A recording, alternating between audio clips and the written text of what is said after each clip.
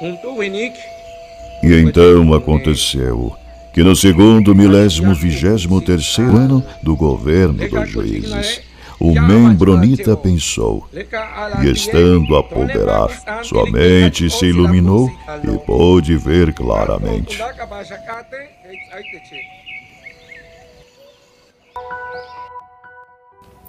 Saudações, membronitas! Eu sou o Ozzy e esse é o MembroPod, seu canal de podcast de estudo da história da Igreja de Jesus Cristo, dos Santos dos Últimos Dias. Hoje a gente vai falar sobre o caso Wade Christofferson, sobre conselho disciplinar da Igreja e também essa cultura de impunidade dentro do mormonismo. O assunto de hoje aí, além de ser bem denso e doloroso, é bem necessário. A gente vai estar falando aí como que essas estruturas internas da igreja, especificamente aí o conselho disciplinar e o conselho dos membros, às vezes deixam muito a desejar quando a questão é proteger vítimas para proteger os abusadores, criar um escudo aí de proteção até para livrar o nome e a imagem da igreja. Para ilustrar essa situação, a gente está trazendo um caso real, recente, bem recente até, que chocou a comunidade, que é a prisão e condenação do Wade Christofferson. Ele é irmão do apóstolo, então um membro do Quórum dos 12 Apóstolos, que é o D. Todd Christofferson, inclusive membro da primeira presidência da igreja. Tem um irmão, que é o Wade Christofferson, que foi condenado aí à prisão. A gente vai entender essa história. Pra gente entender essa dinâmica, vou usar o comentário de uma mulher lá num fórum do site R-Mormon. Ela deixou um depoimento dela, onde ela expõe assim com bastante clareza como é essa disciplina eclesiástica da igreja, dentro da família Mormon. Ela contou que o marido, quando estava ainda no ensino médio, descobriu que o próprio pai procurava mulher da vida, mulher de programa, enquanto estava trabalhando na China. Ao longo de vários anos, o pai dele passou por muitos conselhos disciplinares da igreja por conta desse assunto, Então, não foi uma vez que aconteceu, foi pego e passou pelo conselho disciplinar, não. Foram várias vezes que aconteceu, passou por vários conselhos disciplinares, e em uma dessas vezes ele foi excomungado. Vale lembrar que o conselho disciplinar não é necessariamente uma excomunhão. A excomunhão é o final ali, quando não tem mais jeito, acabou e excomunga, retira da igreja, retira todas as bênçãos, ordenanças, tudo que aconteceu, excomunhão. O conselho disciplinar é mais um aviso prévio. A mulher que fez o comentário, na época, ela era só a namorada desse menino, do filho desse cara. E por que ela quis contar essa história? Por que ela tá contando a história do pai do namorado dela? Por um detalhe muito específico, que ela foi abusada sexualmente por esse sogro 2 vezes. Ela relatou a culpa, a vergonha que ela sentia, geralmente é um sentimento que muitas das vítimas carregam, acreditando que um homem daquela idade, que era um adulto, que era da igreja, sabia o que estava fazendo. Quando aconteceu de novo, ela percebeu que não foi um deslize, um erro, era um padrão.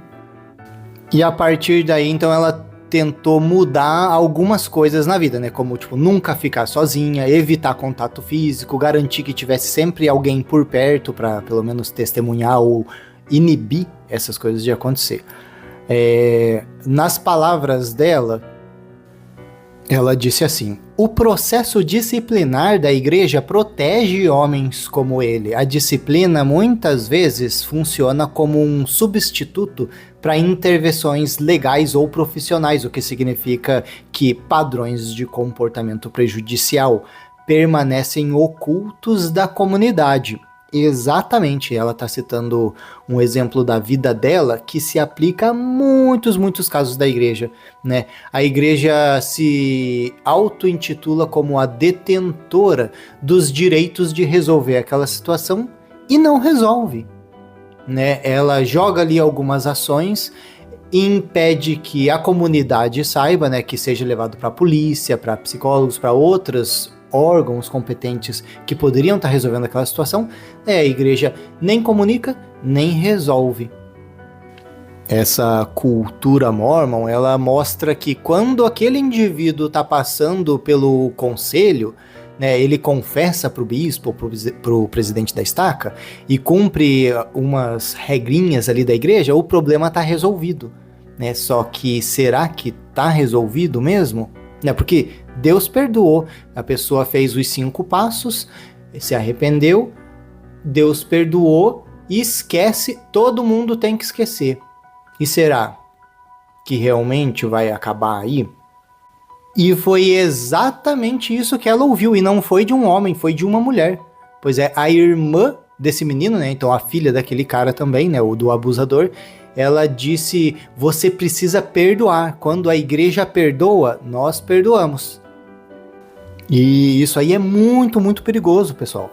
Essa mentalidade de a gente deixar para lá o nosso próprio senso moral, né? Então a gente tem um senso moral e ele apita ali na nossa mente. Mas o que a igreja diz é outra coisa. E daí o que a gente tem que fazer? Joga aquele senso moral para baixo do tapete, porque a liderança está dizendo que é para deixar isso para lá. E se a liderança diz isso, tá ok. Como se tivesse já tudo limpo e seguro, né? Só que a realidade biológica, né, das necessidades daquele abusador e psicológica, né, desse padrão de abuso, não desaparece com leitura de livro de Mórmon, de Milagre do Perdão. Né? Essa ideia é muito perigosa.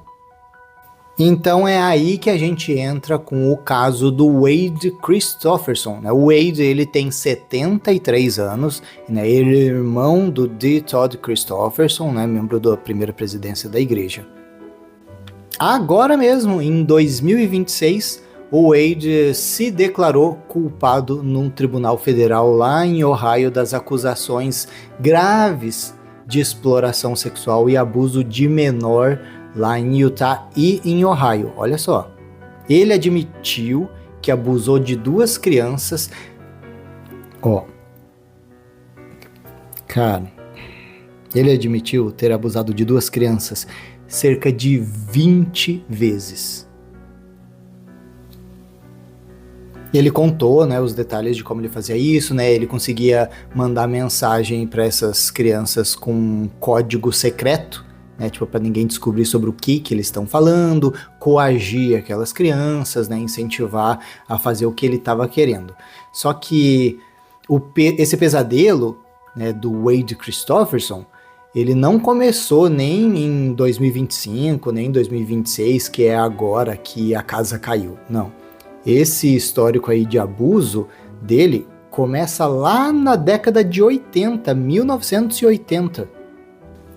Então, nos anos 80, ele já tinha abusado de criança, né? Alguns registros aí da igreja mostram que ele tinha sido excomungado já lá nos anos 90. Então, em 1990, em Illinois, Ohio, ele tinha sido excomungado da igreja justo por ter molestado de criança. Para não ficar muito ruim, a história contada, a história que ficou circulando nos corredores da igreja é que ele tinha sido excomungado por um caso extraconjugal. Olha só, faltou só um detalhe, né, da idade da pessoa envolvida. Então, a ala, a comunidade, a estaca, não ficou sabendo do perigo real que estava acontecendo. Então você tem um molestador de criança na sua ala, ele foi até identificado e excomungado da igreja, só que ninguém sabe a realidade do que aconteceu e do que pode acontecer para, por exemplo, proteger os seus filhos para não ficar perto, né? Daí, alguns anos depois, ele foi rebatizado, né? Restauraram as posições de liderança dele na igreja de novo. Ele até chegou, olha só, ele chegou a servir em 3 bispados diferentes ao longo de 8 anos. Então, olha só, o cara voltou pro bispado. Bispado esse que sempre está fazendo entrevista com portas fechadas, né? Com criança, adolescente, mulher sozinha. E um cara que foi expulso por molestar de criança voltou à liderança da igreja. Tava embispado por 8 anos, cara, absurdo. Cara, imagina o acesso que esse cara tinha a crianças. Crianças da ala, vai fazer uma entrevista. A criança tá saindo da primária, vai entrar nos rapazes. Vai ter uma entrevista com o bispado. O cara não fala nada. Olha só, pensa na gravidade disso aí, né? O sistema disciplinar tratou crime, né, e desvio grave de conduta com um tipo secreto, né, privado. É uma coisa que tipo ninguém precisa ficar sabendo, né? Outra coisa, né, essas autoridades eclesiásticas da igreja não reportaram essa informação para as autoridades civis. O segundo ponto. E um terceiro ponto ainda, esse indivíduo criminoso foi reintegrado no convívio comunitário da igreja com um carimbinho de aprovação da instituição, participando de liderança. E qual foi a consequência? Mais um monte de vítimas ao longo de 4 décadas. Então o cara já estava lá desde os anos 80, olha só, agora é 2026. Quantas crianças esse cara não aliciou nesse tempo todo? Né? O próprio apóstolo, né, o D. Todd Christofferson, reconheceu. O apóstolo falou, eu sabia desses abusos, dessas alegações de abuso, né, contra o meu irmão. Só que a justificativa dada pela igreja de por que não levaram isso para a polícia? É respeito à privacidade e vontade das vítimas adultas. Pois é. E como é que vai explicar que o irmão do apóstolo, aí da primeira presidência da igreja, permaneceu em posições de confiança, de liderança, onde novas crianças foram expostas? Como é que explica isso? Aí foi só quando novas denúncias apareceram lá em 2025, ano passado, que foi tomada alguma ação legal contra o Christofferson, né, contra o Wade. E a gente não tá nem querendo falar aqui sobre o D. Todd Christofferson, né? Às vezes um irmão faz um negócio e outro irmão faz outro, né? A gente não vai responder pelo que os nossos irmãos fazem, mas a igreja vai responder pelo conhecimento que tinha da situação e pelas providências que não tomou. E fica o questionamento, né? Se ele não fosse o irmão de um grande líder da igreja, ia ter sido tomada uma outra providência? Se ele fosse, por exemplo, um afrodescendente numa ala branca, né, de majoritariamente branca, lá nos Estados Unidos, e soubessem disso, que aconteceu, ia ser tomada uma outra providência? E outra questão é por que a igreja insiste em manter esses processos em sigilo, né, sem acompanhamento de algum profissional obrigatório, né, como psicólogo, polícia. A igreja gasta um monte de dinheiro em contratos com profissionais bem qualificados quando o assunto é relações públicas, marketing, gestão financeira, investimentos, né, proteção legal e jurídica da igreja, né, os advogados da igreja, mas quando chega nessa parte de apoio à vítima, né, psicólogos, proteção à vítima, não é gasto o mesmo dinheiro. E aí? É que tem um jeito bem mais barato, né? Manda ler o livro de Mórmon, manda ler o Milagre do Perdão e tá resolvido. Muitos líderes da igreja pensam dessa forma. Tipo, se eles expulsarem o agressor, né, o abusador da igreja e entregar para a polícia, a alma dele vai estar condenada para o inferno. É melhor tentar uma redenção, né, limpar, corrigir, mandando-lhe as escrituras e mantendo o predador dentro da igreja com um monte de ovelha vulnerável. Esse caso do Wade Christofferson não é um fato isolado. Como a gente já falou, é muito difícil essas ações caírem na mídia, no conhecimento das pessoas, dos membros da igreja. Geralmente a vítima não quer se expor, né? Tem vergonha, tem culpa e não vai expor a situação, não vai expor o abusador porque não quer se expor também. Então imagina quantos casos que acontecem que às vezes o bispado está sabendo e a ala inteira não sabe. E a gente chega aqui ao final de mais um episódio. Deixe os comentários de vocês aí. A gente vai ficando por aqui e até a próxima.